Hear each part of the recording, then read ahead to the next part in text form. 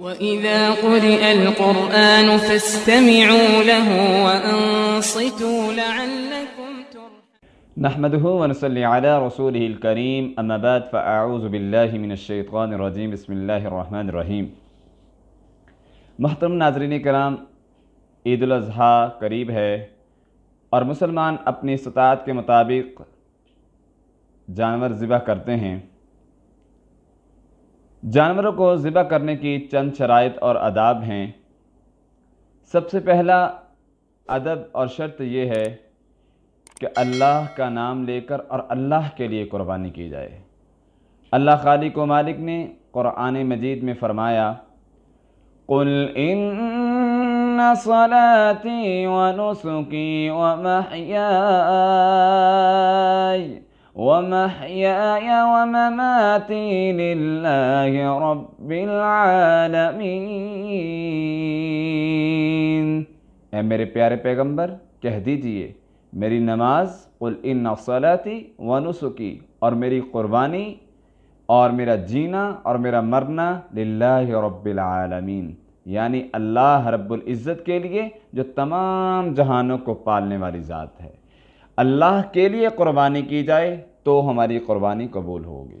دوسری روایت میں آتا ہے، نبی کریم صلی اللہ علیہ وسلم نے فرمایا، من ذبح لغیر اللہ فقد لعنہ اللہ، جو غیر اللہ کے نام پر ذبح کرتا ہے، جانور ذبح کرتا ہے، اللہ کی ایسے شخص پر لعنت ہوتی ہے۔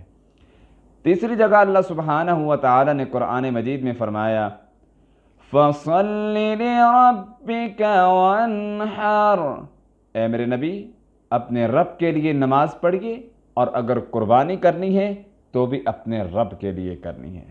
قربانی کی دوسری شرط یہ ہے کہ رزق حلال مال سے جو ہے وہ قربانی کا جانور لیا جائے۔ اگر آپ کا حرام مال ہے تو قربانی کرنے کا کوئی فائدہ نہیں۔ نبی کریم صلی اللہ علیہ وسلم نے فرمایا، ایک آدمی جو اللہ کے سامنے مسافر ہے، گڑ گڑاتا ہے، دعا کرتا ہے، مسافر کی اللہ دعا ضرور قبول کرتے ہیں۔ نبی کریم صلی اللہ علیہ وسلم نے فرمایا، وہ مسافر سفر کی حالت میں جو ہے وہ دعا کرتا ہے لیکن اس کی دعا قبول نہیں ہوتی، اس کی وجہ آپ صلی اللہ علیہ وسلم نے فرمایا، مطعمہ حرام وملبسہ حرام ومشربہ حرام، اس کا کھانا حرام کا، اس کا پہننا حرام کا، اس کا پینا حرام کا۔ اللہ سبحانہ وتعالی ایسے بندے کی دعا بھی نہیں قبول کرتے، اور اگر آپ کا رزق حلال پاک نہیں ہے، رزق حلال نہیں ہے، تو ایسے جانور ذبح کرنے کا بھی کوئی فائدہ نہیں۔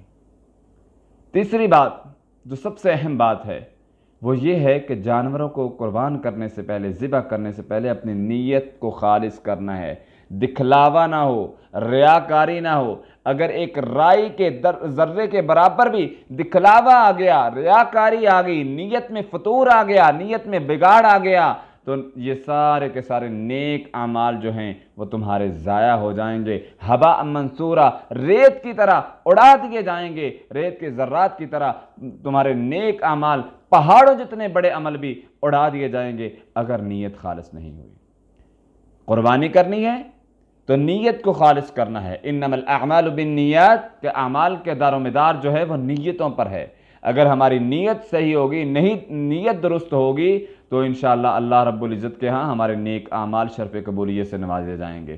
اور چوتھا کام یہ ہے کہ سنت طریقے پر، یہ سنت ابراہیمی ہے، ابراہیم علیہ السلام کی سنت کو زندہ کرنا ہے، اور طریقہ نبی کریم صلی اللہ علیہ وسلم نے جو آداب بتائے ہیں، جو طریقے بتائے ہیں، ان پر عمل کرنا ہے۔ سب سے پہلا یہ طریقہ آپ صلی اللہ علیہ وسلم نے بیان فرمایا، جو ہمیں بتلایا ہے کہ بسم اللہ اللہ اکبر تکبیر کہہ کر جانور کو اللہ کا نام لے کر ذبح کیا جائے۔ اور اسی طرح نبی کریم صلی اللہ علیہ وسلم نے جانور کو ذبح کرنے کے بھی آداب سکھائے ہیں۔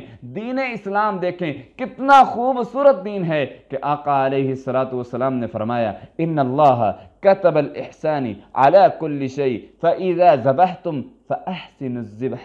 نبی کائنات صلی اللہ علیہ وسلم فرماتے ہیں، اللہ سبحانہ وتعالی نے ہر چیز کے ساتھ احسان کرنے کا حکم دیا ہے۔ فإذا ذبحتم فأحسنوا الذبح، بس جب تم جانور کو ذبح کرو تو اچھے طریقے سے ذبح کرو۔